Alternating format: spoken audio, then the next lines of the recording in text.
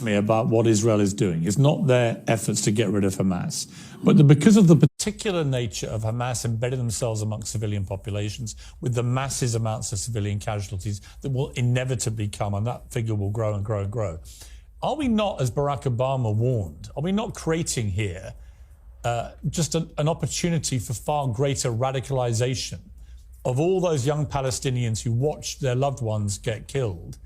Why would we imagine that at the end of all this, they're going to want to do anything other than to become a new version of Hamas in wanting to exact revenge for what happened to their families? Well, two things. One is, if you just follow the logic of what Barack Obama said, then you just shouldn't do anything. If you're Israel, you should be attacked and just sit back and say, great, we'll wait for the next one. But the second and more important thing is, your question supposes that there is a sort of peaceful Palestinian population in the Gaza who would love a two-state solution, and then a few bad apples in Hamas. I think that's not true. Why is it that when one of the victims of the music festival, a poor young German Jewish girl, who it seems was raped and then brutally murdered and taken into the Gaza naked. Why was it that you can find, and anyone can find this online, a crowd of ordinary Gazans? It wasn't Hamas, it wasn't a Hamas rally. Ordinary Gazans spitting on her body, hitting her body, mutilating her body further as it went down the street. Does that strike you, Piers, as a placid population of peacenik types who are just desperately waiting for a two-state solution to be put back on the table for the millionth time in the last 70-something years? It doesn't seem like that to me. No, but there are over 2 million people in Gaza, and there weren't 2 million people in that video clip. There were a few hundred. So I don't like to make... Yeah, well, a few hundred at random. A few hundred at random. And did you see anyone in it saying, hey, guys, stop. We're not meant to mutilate the bodies of girls or rape them in public? No, I didn't see that. But then what you're really articulating, correct me if I'm wrong here, but isn't what you're articulating really an endorsement of collective punishment, where you assume they're all guilty? No. And if they don't stand up to Hamas, they're also guilty. Well, and that's where people have a problem, I think, with the moral line here, which is if you hold all the Gazans equally responsible, then is that not collective punishment, which is illegal? Well, first of all, there is some responsibility for the peoples in the Gaza.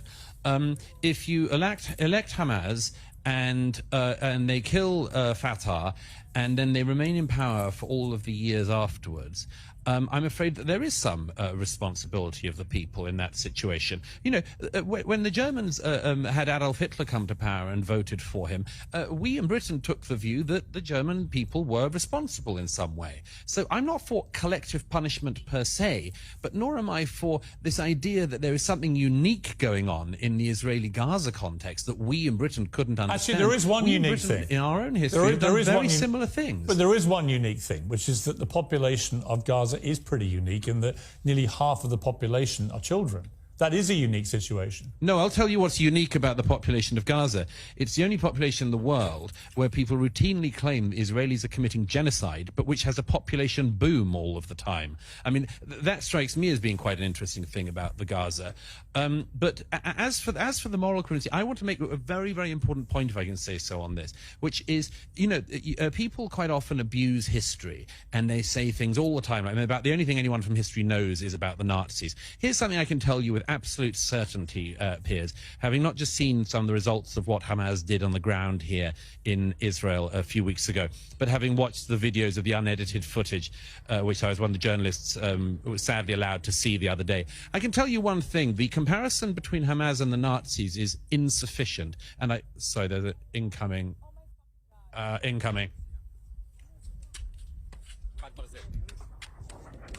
Get safe, Douglas. Come. So, okay. Anyhow, we're okay. Are you okay? Let's just. Yeah. It's fine. Sorry, it was a rocket coming. It looked like it was just going to land on us here. Which way was that rocket coming from? Was it coming from Gaza or from Israel? Yes, it seemed to be coming from Gaza. So, yeah, it's fine. It's okay. It's been happening all day. Let me just finish this point, if I may. Before we go on, Douglas, Atman, how does that make you? How does that make you feel? What just happened there? I mean, it's I'm a little used to it. I was in Ukraine last year and was in Kherson and Odessa and Mykolaiv, and when the Russians were shelling it, so I'm a little used to it. But just if I can just finish this point, sorry, there's a lot of banging going on, but anyway, we'll keep going. Well, look, if you need to stop, Douglas, we understand. No, don't worry. If we need to stop, I'll run to the shelter, I assure you. The thing that struck me, Piers, about seeing the 7th of October footage was that even the Nazis were actually ashamed of what they did. SS battalions who spent their days shooting Jews in the back of the head and pushing them into trenches had to get very, very drunk in the evening to forget what they had done. The Nazi high command famously had to sort of get around the problem of soldier morale because the soldiers knew this wasn't exactly what their lives were meant to look like either. I tell you one very big difference. If you look at the footage, the raw footage, and I really hope people don't on a wider scale have to view what I viewed the other day, if they see it, they will see something that is at least as barbaric as what the Nazis did. But here's the difference. They did it with glee. They were deeply proud. You see people trying to, taking the head off a young Israeli man with a shovel and then calling their parents back in Gaza and telling them, Father, I've killed 10 Jews with my own hands. Get mother on the phone. I want to tell her how great a job her son has done. I come back to this thing. I'm not exaggerating this. It's very, very interesting, and people need to realize you had this situation with the Nazis, where they also were a genocidal anti-Semitic organization, but they tried to cover their crimes up.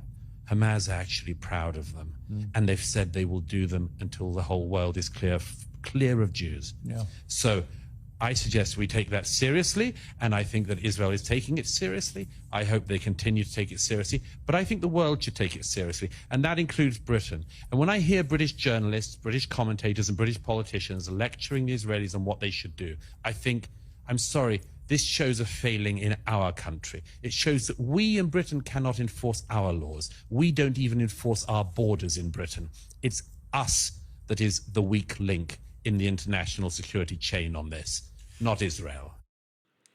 So that got a little intense there, huh? Right in the middle of Douglas Murray reporting live from Israel.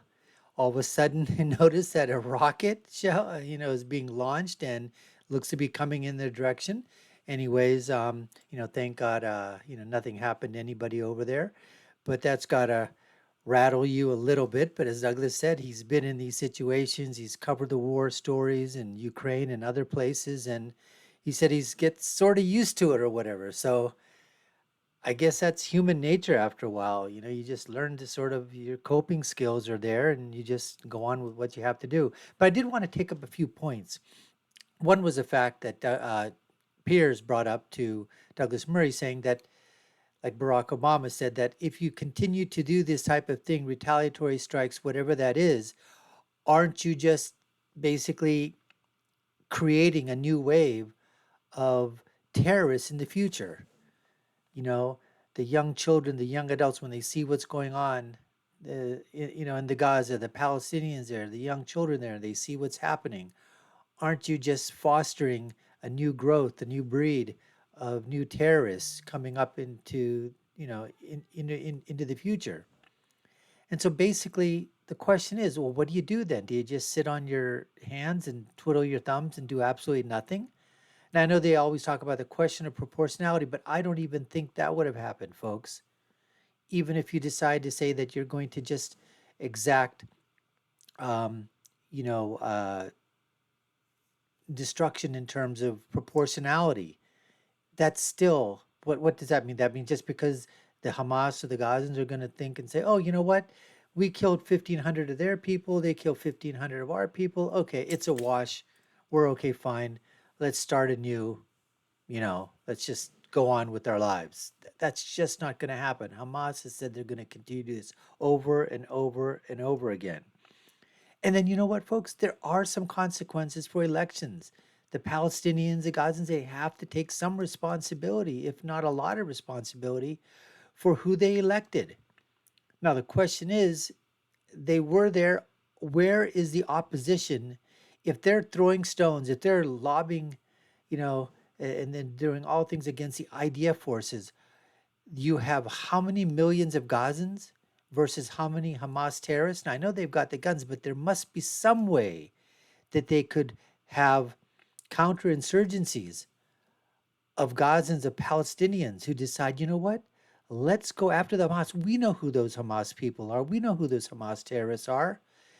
Let's, isn't there anybody that's trying to, there's people all the time trying to work with the CIA and all these other covert activities, trying to say, we'll do something, we'll help out, we'll be freedom fighters for you. We want to get rid of Hamas. Where are those? You don't see any of that happening. And then the other thing basically is that this moral currency that they talk about. What moral currency? We saw what the Hamas fighters did, as he alluded to, Douglas, in terms of that he saw that unedited raw footage, which I can't even imagine, seeing. But what was happening, and then talking about the glee, the happiness, the celebratory nature of after they've killed somebody, and then phoning home and saying, I've killed these people and I'm going to kill some more. Now, to be accurate in talking here, there have been videos that you see of IDF soldiers saying that they were happy that they killed, young children, or they were happy that they, killed some people out there, civilians or whatever. Now, the question, it seems to be that they're real. They seem to be in IDF dress. So, again, you've got to take a lot of these videos with a grain of salt, but we do know that those videos on those GoPros from the Hamas side, those were absolutely authentic. Those were absolutely real. But the animosity, I'm sure, now, can you paint everybody with one broad brush? As PIERS asked, Douglas? I don't think so. But like you said, that crowd that, was spitting and doing all sorts of unbelievable, whatever they were doing to that young girl's body, desecrating it like that. And nobody there said, hey, you know what? This is not right. This is not right. You need to stop. Nobody did that. So, and then finally, Douglas's point about the Nazis trying to cover everything up. They tried to cover up their crimes, but he says where Hamas and the Palestinians seem to just want to show it off. They want to perpetrate even more. They want to go ahead and show the world what they're doing. There's no hiding any of the atrocities, any of the criminal activities, any of the violence, any of the terrorist activities, any of the murders, the killings, the raping, any of that, the burning. They don't want to hide it all. They want to put it all out in the open for everybody to see in a celebratory manner.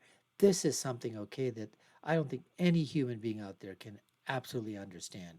Anyways, folks, we appreciate you taking the time to watch. You've been watching the Dr. Nasir Shaikh Show. I've been your host. My name is Dr. Nasir. And if you haven't done so already and you like our content, we'd love for you to subscribe to the channel, like, share, and follow us. Y'all know what to do. And I'll leave with my final thought, which is, when you're right, you're right. And when you're left, you're wrong. Until next time, folks, take care and stay safe.